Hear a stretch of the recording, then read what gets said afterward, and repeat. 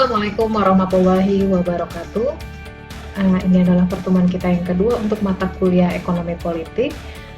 Dan pada mata kuliah ini, pertemuan ini kita akan membahas mengenai pengantar dari ekonomi politik.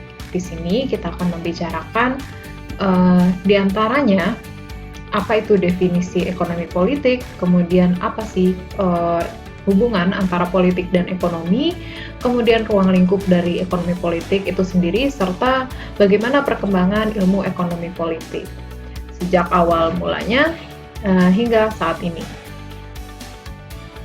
Nah, saya memulai presentasi ini dengan sebuah quote dari Lech Wałęsa, seorang presiden dari Polandia, presiden yang terdahulu, dan dia berkata, "I got politics and economics moving, and then others took over." Jadi dia menganggap bahwa ekonomi dan politik merupakan dua hal atau dua bidang yang sangat menentukan dalam perekonomian dalam keadaan suatu negara atau dalam mengatur suatu negara. Ketika ekonomi dan politik sudah terkendali, maka hal-hal yang lainnya itu bisa mengikuti. Baik. Kemudian di sini saya akan mulai dari sebuah fenomena yang baru-baru ini mungkin kita lihat ya, bukan tentang COVID-19 karena mungkin teman-teman sudah boring dengan berita-berita tentang COVID-19 dari TV dan dari media yang lain. Di sini saya akan angkat sebuah fenomena ekonomi politik dari kasus bagaimana TikTok dilarang di Amerika Serikat.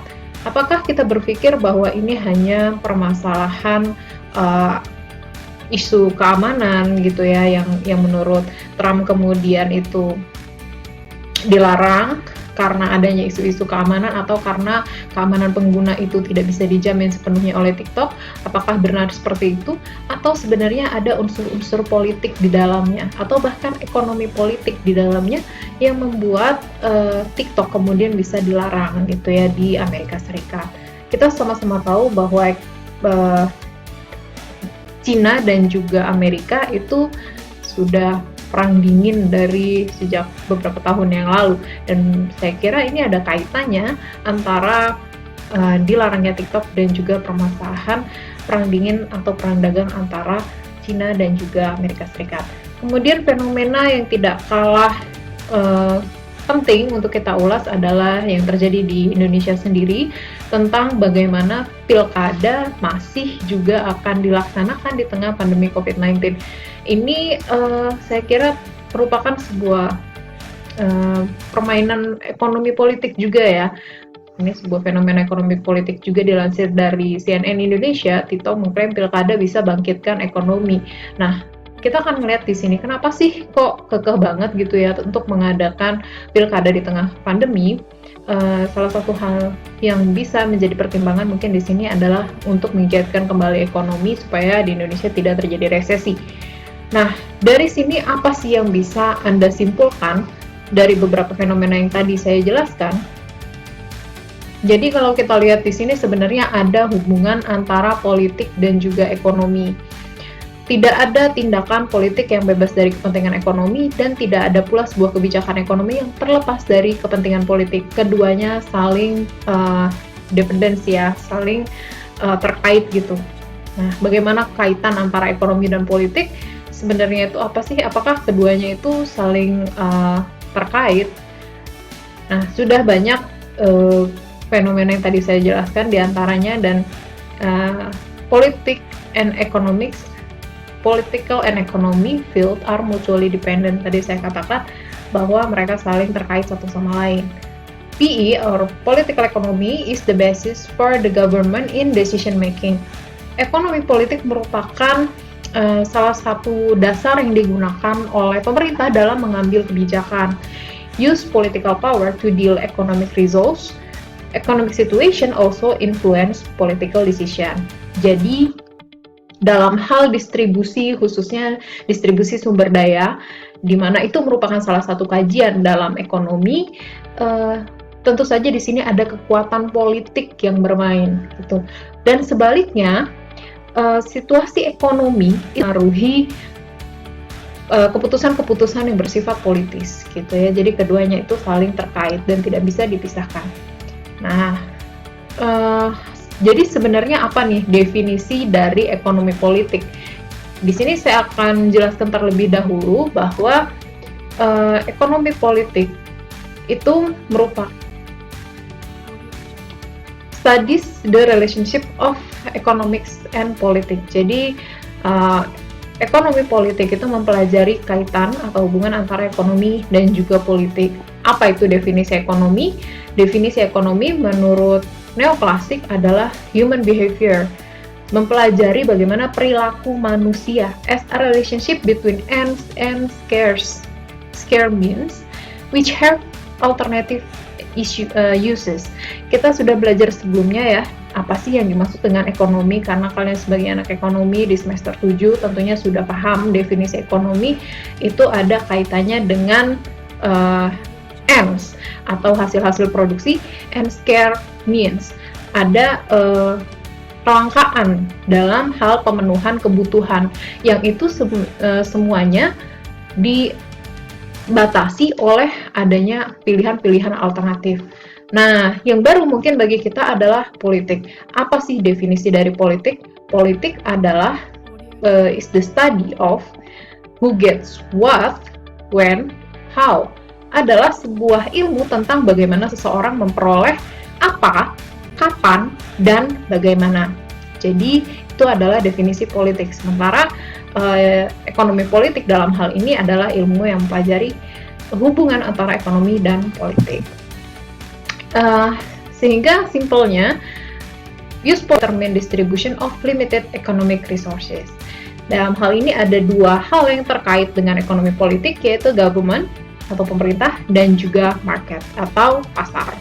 Jadi di sini yang dipermasalahkan adalah bagaimana bisa mendistribusikan resources atau sumber daya yang itu sebenarnya ada dalam pembahasan atau kajian ekonomi, namun juga menggunakan kekuatan-kekuatan politik ya. Nah, di sini kalau kita lihat dari historinya, sebenarnya istilah ekonomi politik itu cukup ambigu, karena sekarang yang dulu namanya ekonomi politik itu sekarang kita kenal dengan ilmu ekonomi gitu ya. Nanti kita akan lihat bagaimana perkembangannya. Ini adalah ekonomi politik menurut Adam Smith, yang merupakan cabang ilmu pengetahuan dari para legislator yang memiliki dua tujuan berbeda, yaitu bagaimana memperoleh atau menciptakan sumber daya atau sumber pendapatan bagi masyarakat dan menyediakan sumber daya bagi negara. Sementara ini adalah definisi dari Martin Steinlein. Ekonomi politik menjelaskan interaksi sistematis antara aspek ekonomi dan aspek politik. Seperti yang saya katakan tadi, ada dua hubungan yang dapat menjelaskan kaitan antara ekonomi dan politik. Yang pertama adalah hubungan kausalitas. Kausalitas itu artinya sebab akibat.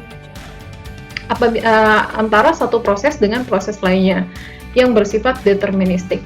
Deterministik itu artinya satu hal bisa ditentukan oleh keberadaan hal yang lainnya. Dalam hal ini tadi kita kasih contoh aja, misalnya pilkada yang merupakan sebuah fenomena politik itu bisa menyebabkan menggiatnya ekonomi secara atau pertumbuhan ekonomi. Kemudian hubungan yang bersifat timbal balik atau suatu proses yang berlangsung secara terus-menerus. Jadi kayak gini tuh antara politik dan ekonomi itu tidak bisa dipisahkan, mereka saling terkait. Ini definisi dari New Paragraph Dictionary of Economics. Ekonomi politik adalah perpaduan dua seni, yaitu seni pengelolaan perekonomian dan seni pengaturan pemerintah. Oke.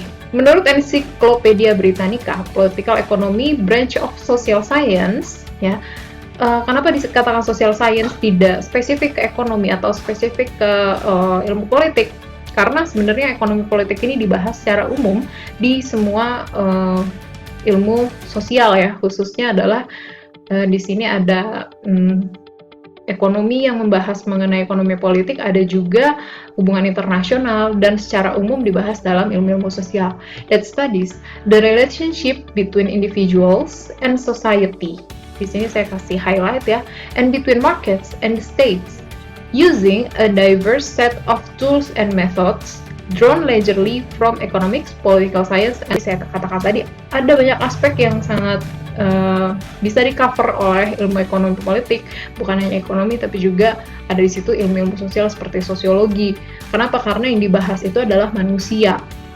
Bagaimana kaitan manusia, individu dengan negara, kaitannya dengan market atau pasar gitu ya. Politics, how a country, the public household is managed or governed, taking into account both political and economic factors. Jadi fokusnya di sini adalah negara. Bagaimana negara itu bisa sebagai rumah tangga yang mengurusi suatu masyarakat dalam jumlah yang besar, itu mengatur perekonomiannya gitu ya. Jadi political economy bisa diartikan seperti itu menurut Encyclopedia Britannica. Oke. Gampangnya, political economy is field because all political factors can influence and produce results or economic policy or economic arrangement which influences political decision. Apa?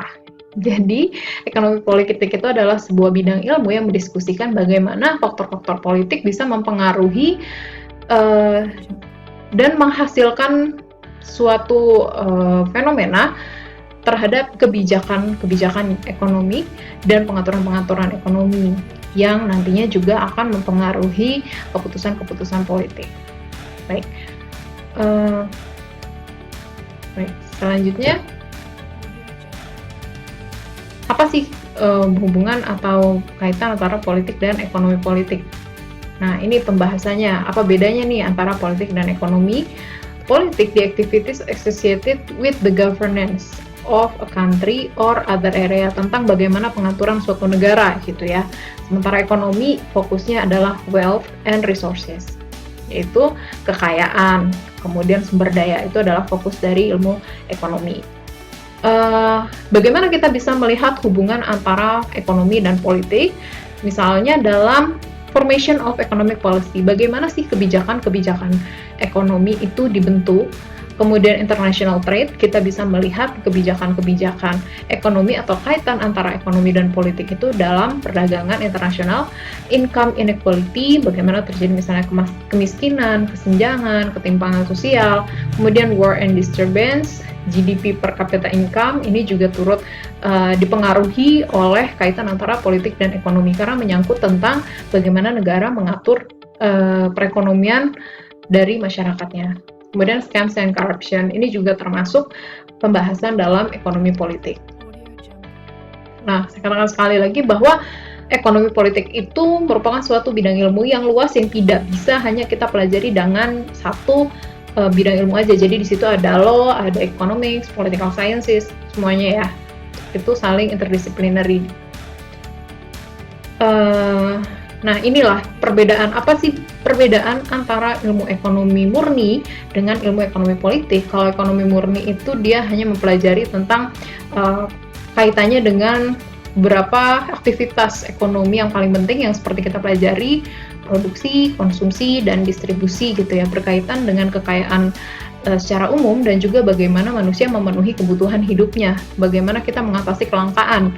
Kemudian kalau dalam ekonomi politik itu yang dibahas adalah bagaimana ekonomi itu dijadikan sebuah kajian untuk menjelaskan pergumulan kebijakan negara, politik, hukum, sosial, dan ideologi politik dengan proses ekonomi konvensional. Jadi itulah perbedaan antara ekonomi politik dengan ilmu ekonomi. Kalau ilmu ekonomi itu dia hanya fokus tentang pilihan-pilihan yang ada pada manusia, kemudian bagaimana manusia mengatasi berbagai kelangkaan. Sementara kalau ekonomi politik itu dia lebih fokus pada negara dan bagaimana negara mengalokasikan sumber daya. Gitu ya. Kemudian ini kurang lebih sama. Kemudian di sini ada development of political economy. Bagaimana sih perkembangan dari ekonomi politik itu sendiri? Nah, the analysis of political economy, both in practical terms as moral philosophy has been traced to Greek philosophers such as Plato and Aristotle. Jadi sebenarnya ekonomi politik ini bukan sebuah kajian baru ya, walaupun di Indonesia mungkin baru beberapa dekade ini dipelajari, tapi kalau kita lihat, kita trace back gitu ke aslinya, itu sudah dipelajari sejak zaman Yunani kuno. Jadi sekitar tahun 500 sebelum Masehi itu sudah mulai dipelajari sebagai suatu kajian bidang ilmu tersendiri. Begitu juga oleh para kaum skolastik ya, kalau teman-teman ingat skolastik itu ada sebelum merkantilis, sebelum fisiokratis, dan jauh sebelum klasik ya. A critical development in the intellectual inquiry of political economy was the prominence in the 16th to the 18th century of the mercantilist school. Jadi perkembangan ini mulai muncul kembali ketika ada kaum merkantilis yang tadi saya ceritakan. Kaum merkantilis ini adalah mereka yang kemudian sukses melakukan perdagangan internasional ya. Saya ingatkan sekali lagi pada abad ke-16 dan ke-18 di mana mereka besar-besaran melakukan eksplorasi dan juga penaklukan ke negara-negara baru, melakukan perdagangan internasional segala macam. Kemudian ini bukunya ya, jadi kalau kita tanya siapa sih sebenarnya yang pertama kali mencetuskan istilah dari political economy atau ekonomi politik, itu adalah seorang penulis Prancis, Antoine de Montchatien. Nah, dalam bukunya yang berjudul Rights on Political Economy. Nah, sebenarnya istilah-istilah political economy sudah mulai digunakan oleh para ekonom klasik seperti Adam Smith, kemudian John Stuart Mill, David Ricardo, itu masing-masing punya buku yang judulnya ekonomi politik gitu. Jadi kalau kita lihat karya-karya para ekonom klasik, itu banyak sekali yang mereka menulis tentang political economy. Kontennya apa sih? Yaitu kontennya tentang bagaimana negara mendistribusikan kekayaan, apa sih sebenarnya kekayaan suatu negara, itu sih yang dibahas dalam buku political economy gitu pada masa klasik. Kemudian political economy emerged as a distinct field of study in the mid-18th century, largely as a reaction to mercantilism, when the Scottish philosopher Adam Smith and David Hume and the French economist François Quesnay began to approach this study in systematic. Jadi bisa kita katakan bahwa karya Adam Smith, The Wealth of Nations, itu juga merupakan salah satu kajian dari ekonomi politik ya. Kemudian karena berkembangnya ekonomi neoklasik yang mereka banyak menggunakan kalkulus dan mereka lebih fokus pada pilihan-pilihan manusia, bagaimana manusia memaksimalkan keuntungan dan lain-lain, sehingga disinilah ekonomi dan politik itu mulai bercerai. Jadi mereka tidak lagi concern terhadap bagaimana negara mengelola kekayaan, bagaimana distribusi sumber daya itu berlangsung gitu ya. Tapi mereka lebih fokus pada pembahasan-pembahasan atau isu-isu ekonomi yang di situ banyak melibatkan kalkulus gitu. Nah, disinilah mulai bercerai itu. Apalagi dengan ekonomi-ekonomi klasik nih. Kemudian di situ ada Alfred Marshall yang melakukan bukunya Principles of Economics. Maka istilah ekonomi politik mulai dipisahkan. Kenapa? Karena saya katakan Alfred Marshall merupakan salah satu ekonom neoklasik yang dia kemudian fokus hanya untuk membahas ekonomi aja, tanpa mengindahkan adanya faktor-faktor lain di luar ekonomi gitu ya, dalam hal ini politik. Ekonomi lebih ditekankan pada uraian ekonomi yang lebih matematis kuantitatif, jadi banyak menggunakan analisis kuantitatif ya, sedangkan politik semakin menjauhkan diri dari uraian tentang ekonomi. Udah, politik akhirnya berpisah menjadi suatu kajian ilmu tersendiri yang dia fokus tentang bagaimana negara itu beroperasi gitu kan ya, atau negara itu mengatur dirinya sendiri. Nah, seperti itu. Berbeda dengan kajian ekonomi dan itu sudah mulai berpisah. Kemudian pada tahun 1960-an, orang kembali melihat kembali pada istilah ekonomi politik. Kita lihat di sini mungkin karena John Maynard Keynes ya, kita tidak bisa mengabaikan kontribusi dari John Maynard Keynes, khususnya di tahun 1960, di mana waktu itu kontribusi Keynes yang dikatakan sebagai bapak ekonomi makro. Mengapa dikatakan sebagai bapak ekonomi makro? Karena dia mulai melibatkan peran-peran pemerintah dalam perekonomian, di mana sebelumnya oleh klasik dan neoklasik peran pemerintah itu dilupakan, ya. Nanti akan kita bahas lebih lanjut. Ini saya hanya membahas tentang sejarah perkembangannya saja. Dan pemahaman mengenai ekonomi politik klasik berbeda dengan ekonomi politik modern. Begitu, jadi saking banyaknya fenomena yang melibatkan ekonomi dan politik di dalamnya, kita tidak bisa lagi melihat ekonomi sebagai just a mere economic problems gitu ya, tapi kita harus melihat secara lebih luas kepada skop-skop politik juga gitu, dan bahkan sosiologi, antropologi, dan lain-lain. Kemudian ada buku Politics, Economics, and Welfare yang diterbitkan tahun 1953 yang kemudian memahami keterkaitan antara fenomena ekonomi dan politik yang saling berinteraksi gitu ya. Jadi salah satu buku yang terbit pada waktu itu adalah buku Politics, Economics, and Welfare ini gitu. Nah, pada saat yang bersamaan akhirnya ekonomi politik itu berkembang menjadi satu bidang ilmu yang sangat hits ya, yang sangat seksi, sehingga banyak sekali orang yang menerbitkan buku judulnya Political Economy of gitu. Jadi misalnya Political Economy of Arts, Political Economy of Distribution misalnya. Kemudian itu banyak sekali orang yang menerbitkan buku dengan judul ekonomi politik apa gitu. Jadi itu merupakan sebuah kajian yang baru yang waktu itu gitu ya. Itulah yang mungkin bisa saya sampaikan. Terima kasih. Wassalamualaikum warahmatullahi wabarakatuh.